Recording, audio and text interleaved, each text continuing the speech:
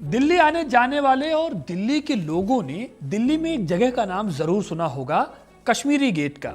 यह दिल्ली मेट्रो का एक बहुत बड़ा स्टेशन है। इसके अलावा बहुत सारे लोग कश्मीरी गेट को आईएसबीटी या कश्मीरी गेट बस अड्डे और भीड़ भाड़ वाले एक और इलाके के नाम पर ही जानते हैं। लेकिन इस कश्मीरी गेट के पीछे बंद है एक ऐसा डार्क चैप्टर जिसे जानकर आप हैरान रह जाएंगे। ये गेट जो आज चुपचाप खड़ा है, एक भयानक तूफान का गवाह रहा है। असल में कश्मीरी गेट सिर्फ एक बस अड्डा या मेट्रो स्टेशन नहीं है, बल्कि अपने आप में एक जिंदा इतिहास है। अब सवाल आता है कि इस जगह का नाम कश्मीरी गेट क्यों पड़ा।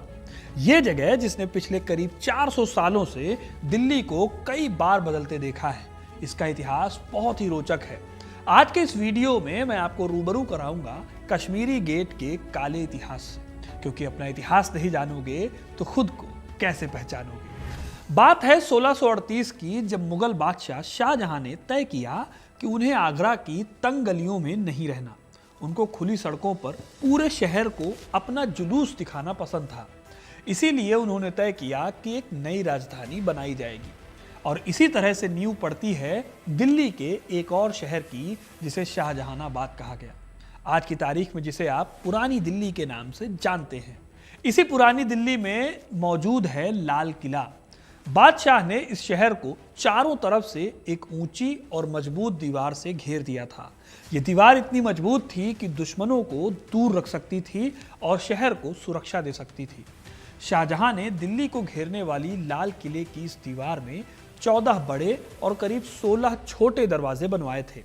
इन दरवाजों के खास नाम हुआ करते थे। इन्हीं में से एक बेहद खास दरवाजा था कश्मीरी गेट। कश्मीरी गेट का नाम कश्मीरी गेट इसलिए रखा गया क्योंकि यह दरवाजा उत्तर की ओर खुलता था और यहां से निकलकर बादशाह कश्मीर की यात्रा के लिए जाते थे। यहाँ से जो सड़क निकलती थी वो सीधे ग्रैंड ट्रंक रोड से जुड़कर लाहौर और फिर आगे कश्मीर तक जाती थी। इसी वजह से जो भी कश्मीर की तरफ से आता या फिर जाता था, वो इसी दरवाजे का इस्तेमाल करता था, और यही वजह है कि इसका नाम पड़ गया कश्मीरी गेट। लेकिन कश्मीरी गेट को इतिहास में आके बहुत कुछ देखना था। जब यह गेट बना तो यह दरवाज़ा उस वक्त शाहजहानाबाद की नॉर्दर्न बॉर्डर को तय करता था। इसके आसपास शाही परिवार के लोगों और बड़े बड़े अमीर लोगों की हवेलियां हुआ करती थी। यह इलाका उस वक्त दिल्ली के सबसे पॉश इलाकों में से एक था, लेकिन शहर के सबसे मेन एंट्री पॉइंट होने की वजह से दिल्ली पर होने वाले हर हमले का गवाह भी बनता रहा ये कश्मीरी गेट। इस गेट के सामने ईरानी शासक नादिर शाह का हमला भी हुआ, जो कि दिल्ली पर हुए सबसे भयानक हमलों में से एक था। इसके बाद यह गेट गवाह बना मराठों की चहलकदमी और उनके दिल्ली पर कब्जे का। और जिस मुगलिया सल्तनत की दुहाई पूरी दुनिया में दी जाती थी, उस बादशाहत में पड़ी दरारों को भी कश्मीरी गेट ने अपनी आंखों से देखा। आगे चलकर वो दौर भी आया जब कमजोर मुगलों को अंग्रेजों ने अपने हाथों की कठपुतली बना लिया और अंग्रेजों का दिल्ली में बोलबाला हो गया। उन्होंने पुरानी दिल्ली को अपना प्रशासनिक केंद्र बनाया और कश्मीरी गेट के आसपास का इलाका उनकी एक्टिविटीज का गढ़ बन गया। उन्होंने यहाँ पर अपनी residency building, Saint James church और दिल्ली कॉलेज जैसी कई बिल्डिंग्स बनवाई। यह इलाका अंग्रेजों के लिए बहुत खास था, क्योंकि ये शहर के अंदर भीड़ भाड़ से दूर था और यहाँ से वो शहर पर अच्छे से कंट्रोल रख सकते थे। लेकिन कश्मीरी गेट का खूनी मोड़ आना अभी भी बाकी था, और वो मोड़ आया साल 1857 में। हुआ ये कि 10 मई 1857 को मेरठ की छावनी से सिपाहियों की बगावत शुरू हुई, जिसकी आग दिल्ली तक पहुंची। बागी सिपाहियों ने दिल्ली में एंट्री ली और लाल किले के चारों ओर जमा हो गए। ये लोग मुगल सम्राट बहादुर शाह जफर को अपना नेता बनाने की डिमांड करने लगे। शहर में अफरा तफरी मच गई और इस बीच में दिल्ली के कई अंग्रेज सिविलियन और आर्मी के लोग मारे गए। जो बच गए वो जान बचाकर शहर के नॉर्थ में पहाड़ी पर पहुंच गए, जहां उन्होंने कैंप बनाए और शहर पर नजर रखते हुए मिलिट्री हेल्प का इंतजार करने लगे। उधर विद्रोही सिपाहियों ने कश्मीरी गेट पर कब्जा करके उस गेट को सील कर दिया। इस एरिया को भारतीय सिपाहियों द्वारा आगे की प्लानिंग और स्ट्रेटजी पर डिस्कशन करने के लिए रैली पॉइंट के रूप में इस्तेमाल किया गया। अब यहाँ से शुरू होती है कश्मीरी गेट के खूनी संघर्ष की असली कहानी। इस कहानी के 2 वर्जन हैं। पहला वर्जन है अंग्रेजों का और दूसरा है हिंदुस्तानी। इतिहास को बेहतर ढंग से समझने के लिए हमें दोनों तरफ की बातें समझनी होंगी। अंग्रेजों के लिए दिल्ली को वापस जीतना उनकी इज्जत का सवाल बन गया था। उन्होंने शहर के बाहर रिज एरिया में एक डेरा डाला और दिल्ली को चारों तरफ से घेर लिया। उनका सबसे बड़ा निशाना और सबसे बड़ी रुकावट थी शहर की मोटी दीवारें और उसके मजबूत दरवाजे, खास तौर पर कश्मीरी गेट। ब्रिटिश कमांडर जानते थे कि अगर दिल्ली पर कब्जा करना है तो कश्मीरी गेट को तोड़ना ही होगा। वहीं दूसरी तरफ हिंदुस्तानी सिपाहियों के लिए ये दरवाज़ा उनकी आज़ादी और उनकी रक्षा की आखिरी दीवार थी। वो जानते थे कि अगर ये दरवाज़ा टूटा तो दिल्ली हार जाएगी। इसीलिए वो अपनी जान की बाजी लगाकर इस गेट की हिफाजत कर रहे थे।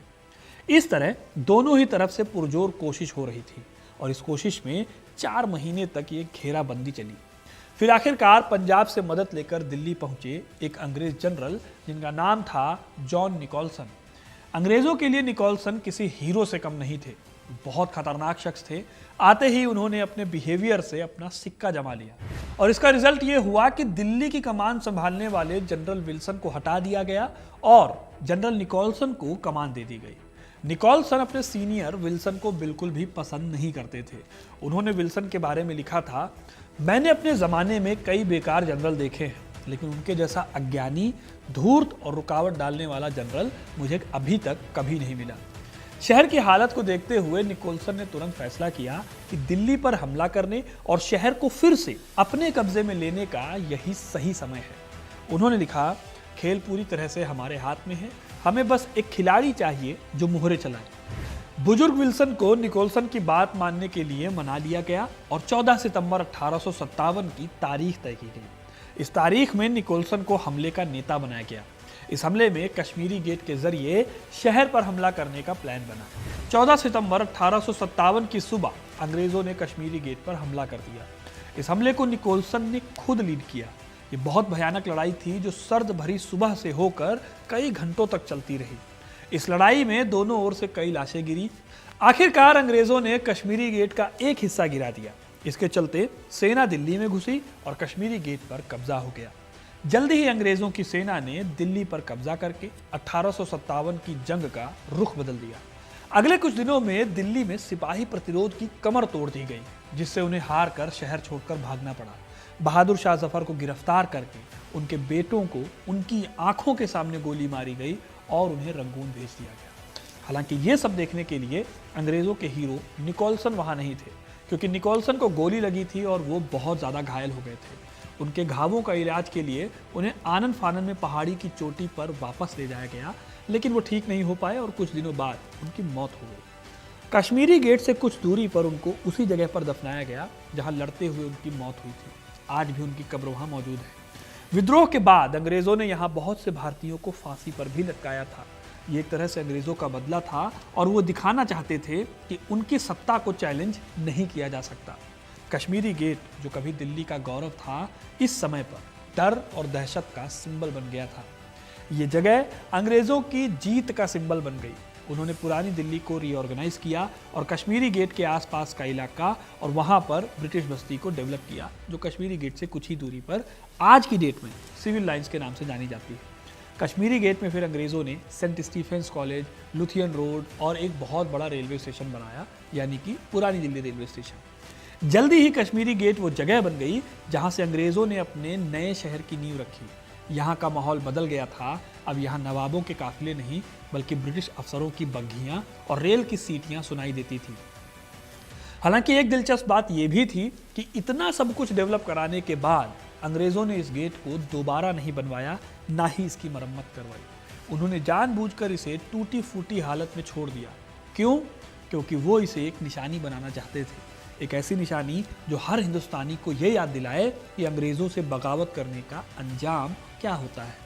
उन्होंने इस टूटे हुए गेट को विक्ट्री मेमोरियल यानी जीत के स्मारक में बदल दिया। फिर आज़ादी के बाद वक्त बदला। आज़ादी के बाद इसे रेनोवेट किया गया। आज भी आपको कश्मीरी गेट में 2 चौड़े मेहराब मिलेंगे, एक एंट्री के लिए और दूसरा एग्जिट के लिए। ये इतने बड़े हैं कि आसानी से शाही जुलूस गुजर जाए, जैसा कि शाहजहां चाहते थे। आज़ादी के बाद कश्मीरी गेट अंग्रेज़ों की जीत का सिंबल नहीं रहा, बल्कि वो 1857 के शहीदों की कुर्बानी की याद दिलाने लगा। लेकिन फिर डेवलपमेंट की एक दौड़ शुरू हुई। दिल्ली फैलती रही, आबादी बढ़ती रही और कश्मीरी गेट के पास बन गया इंटरस्टेट बस टर्मिनस यानी ISBT। फिर यहाँ पर आया मेट्रो स्टेशन। धीरे धीरे ये जगह दिल्ली का सबसे बड़ा ट्रांसपोर्ट हब बन गई और इस नई पहचान की चकाचौंध में उस पुराने गेट की कहानी कहीं खोसी गई। आज लाखों लोग कश्मीरी गेट के पास से गुजरते हैं, लेकिन शायद कुछ 100 लोगों की ही नज़र इस पर पड़ती होगी। कश्मीरी गेट के साथ सबसे बड़ी जो ट्रेजेडी हुई है वो यही है कि इतिहास में इस जगह को लगभग भुला दिया गया। यहाँ लोग मेट्रो पर चढ़ते तो हैं, लेकिन शायद ही किसी को पता होगा कि कश्मीरी गेट का नाम कश्मीरी गेट क्यों है। वैसे क्या आपको ये कहानियाँ या कश्मीरी गेट के बारे में जो बातें मैंने आपको बताई पता थी? क्या आपको कश्मीरी गेट के कश्मीरी गेट नाम होने का मतलब पता था? कमेंट पे अपनी राय ज़रूर बताइएगा। वीडियो को लाइक और शेयर करना ना भूलें और ऐसी इंटरेस्टिंग कहानियों के लिए, इतिहास से जुड़े रहने के लिए हिस्ट्री कनेक्ट को सब्सक्राइब ज़रूर करें। धन्यवाद।